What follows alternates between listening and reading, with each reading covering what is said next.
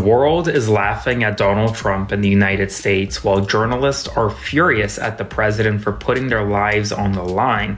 As for the first time in a long time, Trump is completely silent over a story that is going to plague his White House for longer than he ever wants it to. Trump being shuttled off in a catering truck to avoid a possible Iranian assassination plot is the big story. But journalists on the plane are furious with the fact that the president put their lives in danger without them knowing. Just imagine if Iran targeted Air Force One and took down Air Force One and Trump wasn't on it. Just imagine. The world is laughing at the American president over visuals of him sitting in a catering truck, even if they're not fully real visuals. And Trump has been silent. Katie's point, we have a crisis that's causing our fertility rate to drop below 1.5. Replacement rate is... God damn, we're f***ing cooked.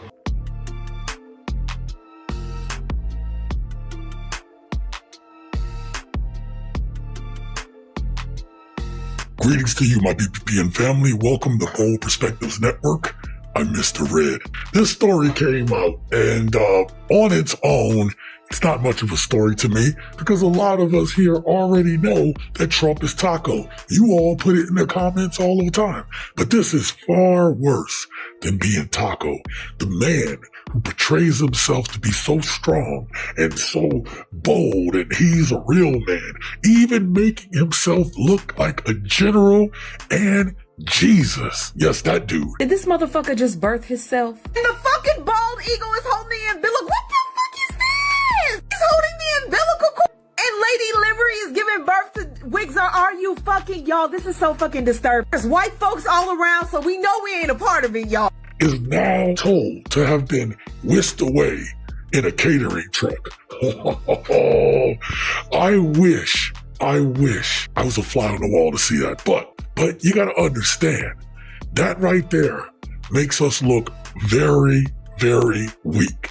And I just made a video for Red Ninja Network where we talk about how Trump must be impeached and he must be removed because what he's doing right now, he has no respect from his allies and definitely no respect from his enemies, particularly and especially Iran.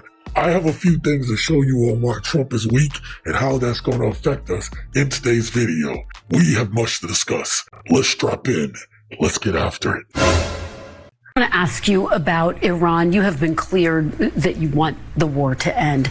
Is there any deal that could be negotiated that you would support, that you would get behind in order to say this is good enough now to end the war, declare victory, move on? So Donald Trump has lost this war. America is weaker. Iran is stronger. The price to reopen the strait increases by the day. The supposed deal that's on the table right now would pay Iran $100 billion a year in order to reopen the strait. That is 1/3 of Iran's entire economy. What a victory for Iran that at the end of this war, they get paid to reopen the strait. They get paid to rebuild their military. They get paid to rebuild their support for proxies in the region.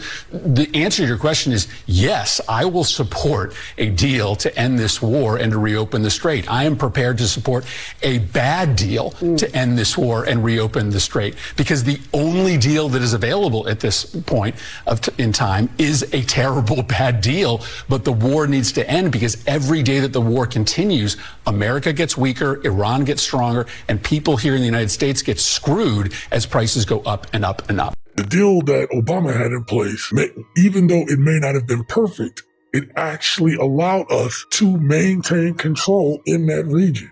It allowed the strait to be open, oil to flow. It allowed us to continue to have our forward bases in strategic places there, if you care about such things. Iran was in a weaker place than it is today. Think about giving them $100 billion would be 1/3 of their economy. I mean, that is ridiculously a lot. $100 billion could have funded Medicare for more than 2.5 years. Medicare and Medicaid, the thing that they're trying to get rid of. And here it is, Iran, they're going to be able to extract a toll on the Strait of Hormuz now into forever. None of this would happen under Obama. None of this happened under a Democratic president, nor did it happen in previous administrations, both Republican and Democrat, because they were smart enough not to do it. It makes you wonder, how compromised is this administration? How compromised is this Congress, is this Senate, that they won't stop Trump and force his hand? They're allowing him to create this deal, this situation in which the United States is going to be weaker than it ever has before. Some people out there are worried about black and brown people, about what we're doing in this country, about people that's over here looking for a better life. You don't realize that we are so weak right now. It would be very easy, if not right now happening, that a foreign power is in charge of the United States or has fully infiltrated the United States. Assume everything is compromised and have to start over from scratch. 2 Democratic administrations won't change the amount of damage that Trump and the Republicans have done to this country. And I want you to be clear. This is Republicans who own this. And this is Donald Trump who started this. Can we wrap this war up this week? Yeah, sure. Good. Will we? I don't think so, but it'll do. Won't be alone. And we're going to have a much safer world when it's wrapped up. It'll be wrapped up soon. We're going to have a much safer world. I had an obligation to do this. I didn't want to, I call it an excursion. I didn't want to make this journey. We had the highest stock market in history. We had low gas prices. Everything was good. And I know exactly. I know what, you're going to do it. And people are going to raise the price of oil. And that's good. But I know that. But that's a very small thing compared to allowing them to have. You want to see a stock market go down? Start letting them hit you with nukes. Okay? I think, I said it this morning, it's a very small price to pay. Donald Trump, who's a billionaire, whose family is going to eat no matter what happens, whose wealth has gone up exponentially since he's become president during his second term, is telling you that it's a small price to pay for you to be paying more at the pump, for your grocery prices to go up, for your utility prices to go up, for your freedoms to go down. That's a small price to pay because they're worried about Iran having a nuke, where there has never been any indication that they did have that. Okay? Under the Obama deal, the JCPOA, we didn't have to worry about this. We had inspectors going over there checking this stuff out, making sure that we were good. He owns this. He's telling you that there's a small price to pay, but you feel it every day. People were barely getting by as it is. And this man thought that starting an illegal war was the way to go ahead just because, he's worried about the stock market. Him and friends who own majority of the stocks in this country are worried about the stock market. They are making hand over fist by going into this excursion while he doesn't even believe there's an affordability crisis. Make that shit make sense. Donald Trump has left instructions for his own death. This afternoon, the president has confirmed he has left a letter for Vice President J.D. Vance in the event of his death. In the event Iran were to assassinate Donald Trump, J.D. Vance is instructed, according to Trump, to bomb them like we've never seen before. The exact quote is to bomb them at levels they've never seen before. And it comes as a Trump Lego effigy has been burned in Tehran. It comes as Kill Trump signs are plastered all over downtown Tehran as millions come out to mourn the late Ayatollah Khamenei. And while here in the United States, Trump acknowledges that Iran may be planning to kill him. And now Trump has made plans for if he were to die. So how much time do you give the Donald? I don't think he's going to finish his term. Is that a good thing or a bad thing? Because here's my thing, right? It's good and bad. It's both. Because who's going to take over the person? My thing is it's good because people that want to see that are going to be happy. The world is going to celebrate. But his replacement is just as fucking bad. Right. One bad is that they will make him a martyr. Yeah. The other part of that is selfishly, I want him to be alive to see all the things that when the Democratic president comes in, that they rip up everything that he does. I would love to think that we can get to a point where some Democratic administration and president is going to rip down everything that he's built. I hope he sees that shit too. But again, it's not going to happen if you all sit at home, because this man doesn't want to go anywhere, right? We can sit here and wish him out of office all we want. As I stated on the other channel, he needs to be completely removed. Him and the whole cabinet, because they've all been compromised. That is the only way to make this happen. This is what this man thinks of himself. This is how much delusion of grandeur this man has. And I don't want you all to think that he's a good person. He's a terrible person. For all you all who's supposed to be America first, you want to know how good of a person Trump is? There is literally a mental health crisis going on one of our carriers out there in the Gulf. You guys, there's a mental health crisis happening aboard the USS Lincoln in the Middle East that no one is talking about, and mainly because the Navy's pretty much quashing it. You will read online about food shortages, supply shortages, poor morale among crew members. That's because they've been at sea continuously for 250 days. They've been deployed a total of 271 days, 250 without a port of call. That's unheard of. Normally, they would go to port every 3 to 6 weeks. They have not been to port in 38 weeks. Keep in mind, there are 52 weeks in a year. And yes, the showers are moldy. They're eating basically like a gruel kind of slop at this point. There's no deodorant. There is no toothpaste. My nephew has a friend on board there, and I was basically hearing updates last week when I was in the States in real time. They're not talking about the mental health crisis. 6 people have tried to jump off that ship. The most recent was last Monday. You know, when you have not touched land in 38 weeks, in days, things start to happen to you mentally. Yes, things do happen to you mentally. Like, y'all, the sacrifices that our men and women in you make. When we talk about protecting freedom and democracy, those people are out there doing something that most people aren't willing and aren't able to do.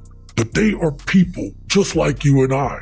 So for all you all that blubber about thank you for your service, yet you supported this regime, this is what you're doing to American citizens. This is what you're doing to the people who were there to protect and serve. So when you say thank you, that empty ass thank you, know that this is the kind of shit that they suffer through on behalf of you.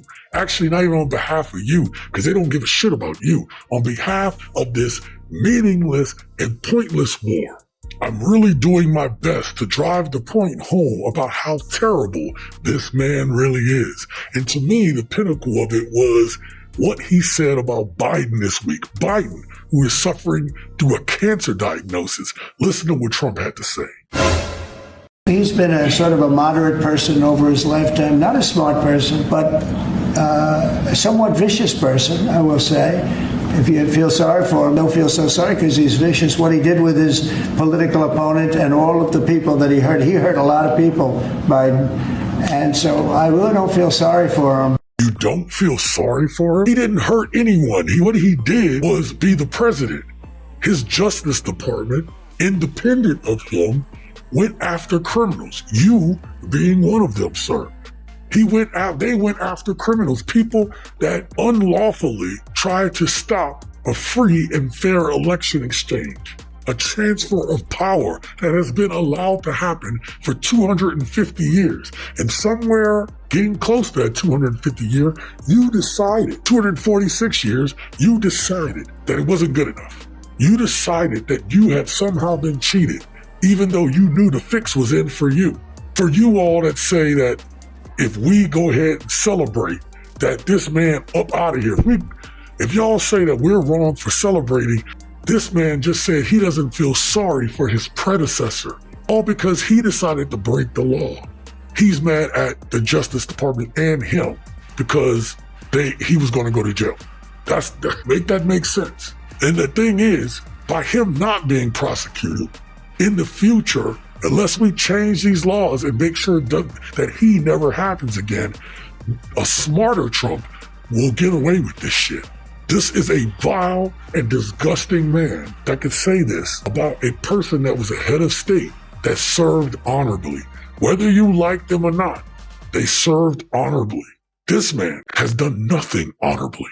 Listen, I know this episode was all over the place. There were a number of topics that I wanted to discuss in here. I wanted you to understand that things aren't looking good. It's going to be hard for anyone to take him serious. They don't trust him.